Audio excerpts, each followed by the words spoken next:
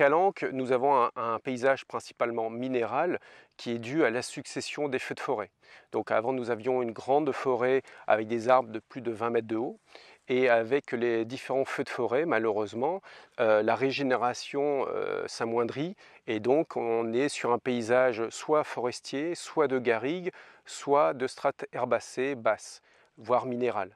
Et nous avons principalement donc une forêt de pins d'Alep dans les Calanques, où on a principalement 95% du territoire du pin d'Alep et 5% où nous avons des feuillus ou en mélange, avec du chêne vert et du chêne kermès. Aussi, on va dire quand même, nos collines étaient beaucoup de charbonniers, et beaucoup de chênes ont été brûlés par les charbonniers. Ils font des charbonnières, c'était leur gagne-pain. Hein. Ils vivaient dans ces forêts-là qu'ils ont entretenues, le temps qu'ils ont détruit. Il ne faut pas oublier non plus. Bon, c'était la survie aussi. Hein.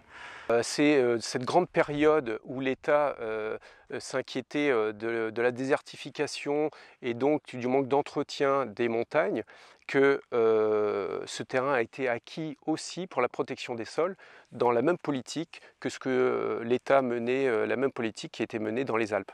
Marseille était un grand port, il fallait construire des bateaux, il fallait trouver du bois et donc on a coupé des arbres.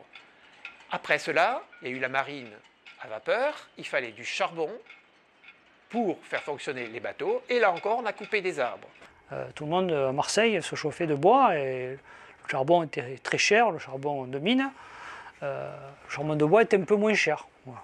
Donc ça aussi, hein, ça fait que la... Mais, quelque part, ils prélevaient, mais ils en gardaient. Donc c'était une gestion, parce que c'était le gagne-pain. Donc d'ici, mais pas tout.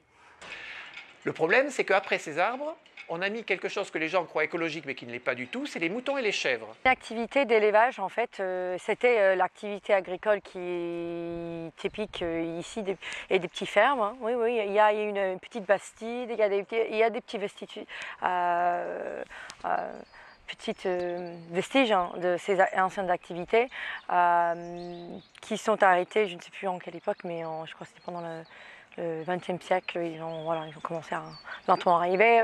Il était très déboisé, hein, si on regarde une photo d'il y a 100 ans, il y avait très peu de bois parce que c'était évidemment l'endroit où les gens venaient choper du bois pour chauffer leur maison. Donc l'activité naturelle, c'était l'activité d'élevage qui est très très limitée aujourd'hui dans les Calanques. Et quand on met des chèvres pendant longtemps quelque part, ça tue absolument tout. Et donc non seulement les arbres ne peuvent pas repousser, mais il n'y a même plus les graines. Donc il faudrait que des gens, un jour, tout simplement en hélicoptère ou par des associations de randonneurs, jettent des graines de pin ou après d'arbousiers, enfin des plantes locales, pour replanter tous les alentours de Marseille, qui pourrait être un fantastique parc pour les 2 à 3 millions d'habitants qui sont aux alentours de Marseille.